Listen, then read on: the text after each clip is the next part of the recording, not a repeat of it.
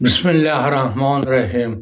Hurmatli tinglovchilar, men bugun o'zbek xalqining eng qudratli podshohi, butun dunyo xalqlari taniydigan bobomiz Amir Temurni hayoti haqida ma'lumot bermasam-da, bu insonning o'zbek xalqiga, butun dunyo xalqi taniydigan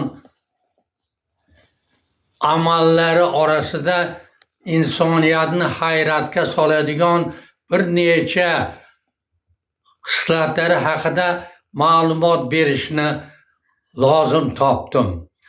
Amir Temur bobomiz shunaqangi adolatli va qudratli, yengilmas podshoh bo'lgan ekanlar. Bu inson Turkiya, Afg'oniston, Eron va O'rta Osiyodagi bir qancha davlatlarni mag'lubiyatga uchratib, hatto Rossiya chegarasi Qizil O'rdagacha borgan ekanlar va kuch-qudrat bilan hamma podsholarni mag'lubiyatga uchratib, katta bir maydonni egallagan ekanlar. Agar Amir Temur bobomiz oyoqlari yetib borgan makonlarni O'zbekiston chegarasiga chegara qilganlarida bormi? O'zbek xalqining, O'zbek davlatining yer maydoni dunyodagi barcha mamlakatlardan katta ekan bo'lishiga erishgan bo'lar edik. Ammo Amir Temurning adolatli shoh ekanligi shundaki, kuch bilan olingan katta maydonni qaytish vaqtlarida adolatga asoslanib o'z egalariga, millatlariga qaytib bergan ekanlar va buni isboti uchun qilichlarini o'ng tomoniga olmosda o'ydirib, kuch adolatdadir degan buyuk so'zni yozdirib qoldirgan ekanlar.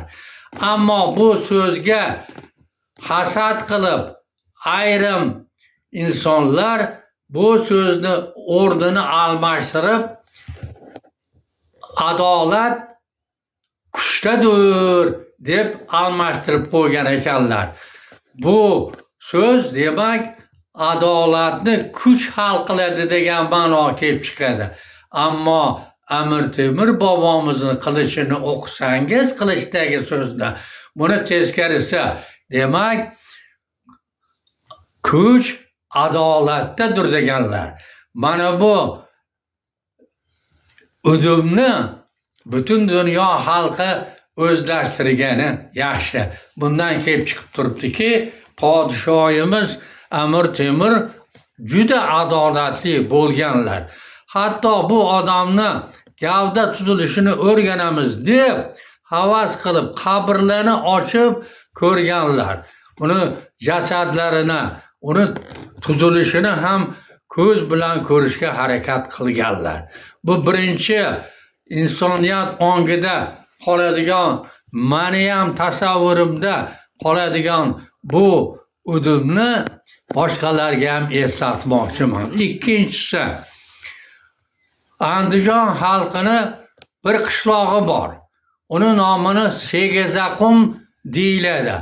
Bu qishloqning paydo bo'lishiga Amir Temur bobomiz sababchi bo'lganlar. Bibixonim bot kasali bilan oyoq og'rib kasal bo'lganda Xitoy podshosi 30 ta nor tugaga qum, davolovchi qum ortib O'zbekistonga, Samarqandga jo'natadi. Ammo bu qum olib kelayotgan karvon ana shu Andijonning hozirgi nomi Segizaqum qishlog'iga kelganda, dam olayotganda Amir Temur chopar yuboradi va Bibixonimni vafot qilganligi, bu qumga ehtiyoj qolmaganligi, o'sha joyga to'kib karvonni bo'shatib kelishni buyuradilar. va bu 30 ta tuyadagi qum shu qishloqqa to'kilib karvonlar ketadi. Shu kundan boshlab yerli xalq va o'zbek xalqi shu qishloqqa kelib, yoz saraton vaqtlarida qumga oyoqlarini ko'mib, bu darddan xoli bo'lib ketmoqdalar. Bu qumni hozirgi kunda ikkiga bo'lib, ayollar va erkaklar davolanadigan qilib moslashtirilingan bo'lib, bu qishloq atrofida juda katta choyxonalar, oziq-ovqat maskanlari qurilib, hattoki turli joylardan kelib davolanadigan bemorlar uchun boshpanalar, mehmonxonalar qurib, el yurtda shu xonalarda davolanishga imkon bermoqdalar. Bu ham juda katta ibrat, chunki bu qumni tashkil qilgan bobomiz shariatda, Qur'oni Karimda aytiladiki, har qanday inson vafot qilganda uning yaxshi va yomon amollari o'sha zahot to'xtaydi.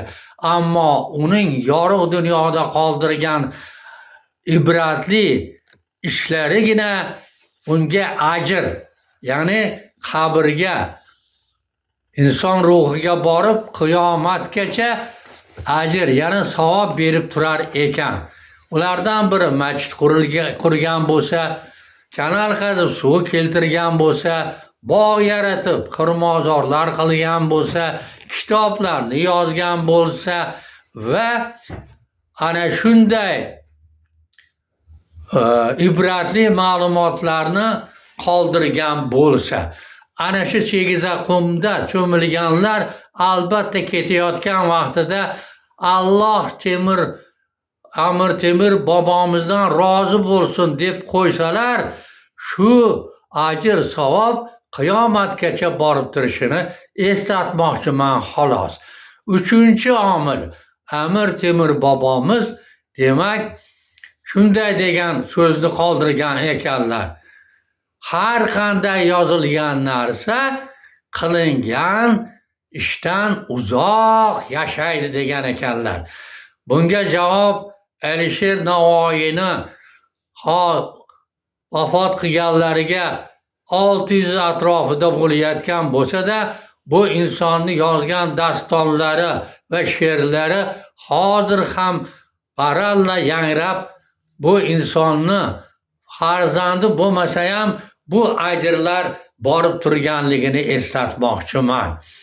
Hurmatli birodarlar, bu insonlar, bu podsholar haqida qancha gapirsak oz, ammo o'zbek xalqini dunyoga tanitgan, o'zbek millatiga mansub bu podsholardan o'zbek xalqi qancha faxrlansa arziydi.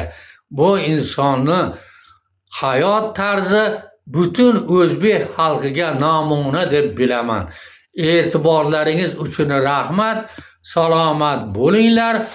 Adolatli hukm chiqarishingizga ishongan holda mavzuni yakunlayman.